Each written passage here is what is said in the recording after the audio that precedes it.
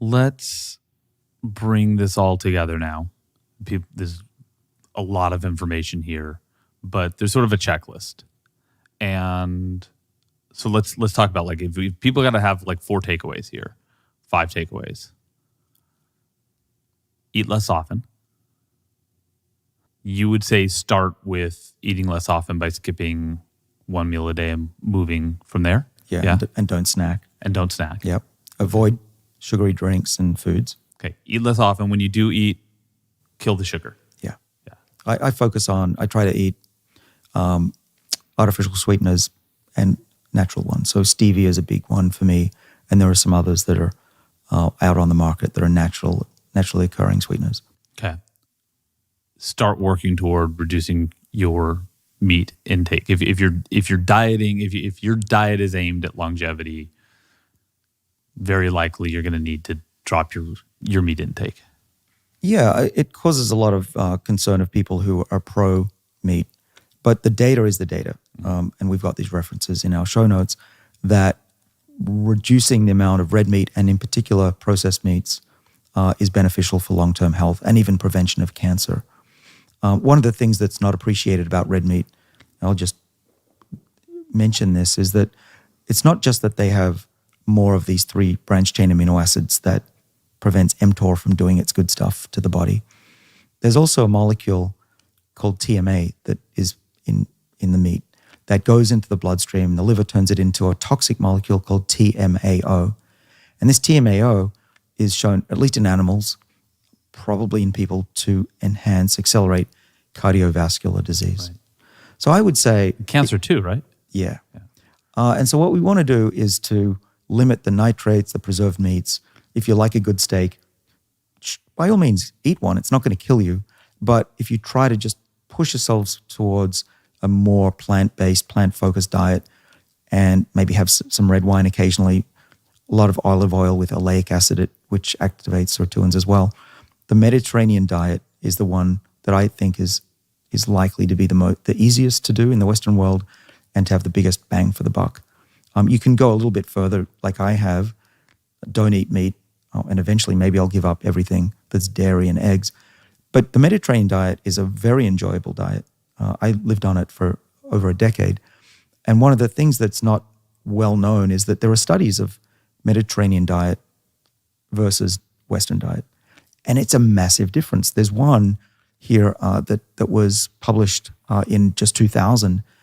There was a reduction in mortality. In 2000 or? In 2000, the year 2000. It's 20-something years ago. It's 20-something years ago, but there are a lot of studies since. There's at least 5 studies that have backed this up.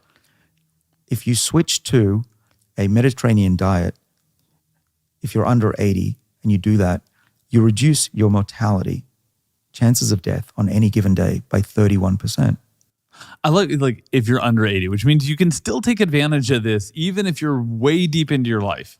Right. And I would say probably in this study, they just didn't include people over 80.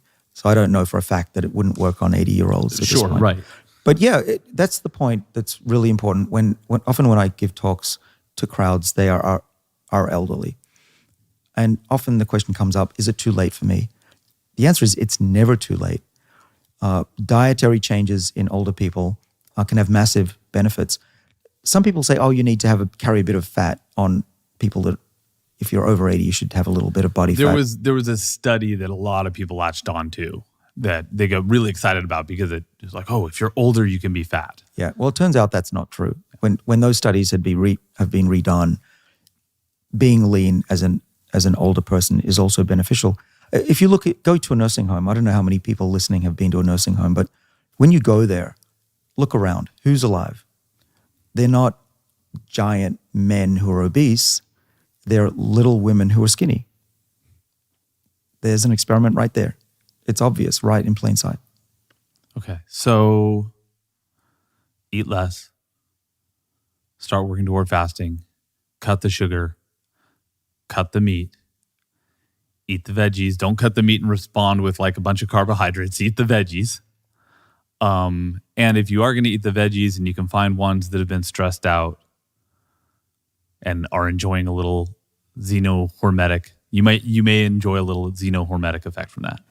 That's great. And there's even an order at which you can eat your meals to reduce the blood sugar spike. You can put the sugar at the end of the meal. So dessert is fine but put it at the end. Don't start with sugar. Don't start with the carbohydrate because that will immediately spike your glucose. So if you are going to go back to that like second or third point, if you are going to eat sugar, eat it at the end of the meal. Right. What you eat during the meal and in which order also makes a difference. Yeah. Start with the don't snack protein on and sugar the fat. during the day. That's just Oh my goodness. Eating candy during the day is just going to make you feel lethargic when that sugar goes away. Well, we're doing this really horrible thing to children by, telling them that their lives are, like the sugar is this really great thing that they should have all the time. They should be able to have snacks that are laden with sugar and start breakfast that starts with sugar. And yeah, well, I blame the food industry for that because they want to sell more food. And we've been taught that children should never go hungry. Breakfast is the best meal of the day. And we've got an obesity epidemic in kids, no surprise. And what parent doesn't feel guilty when their kid feels hunger? But for long-term health, even programming the epigenome for long-term health requires some hunger in individuals. And what we do to kids is we say, big breakfast, here's a snack, here's a lunch, terrible lunch typically at schools, public schools, big dinner, go to bed full, wake up, eat some more. We're not just causing problems for these kids' physiology for the long run, 20, 30 years later, because their epigenome is now set for feast, not famine. right. But we're also setting them up for obesity, which shuts off their survival programs right now. So their bodies are aging quicker than they otherwise would. I wonder if that's not a really important sort of frame to put what we call the obesity epidemic into. Is it's not just an epidemic of making people bigger, it's an epidemic of making people age faster. Absolutely. And we're going to see the impact of this in 2 or 3 decades from now with an increase of these diseases because the clock has been accelerated.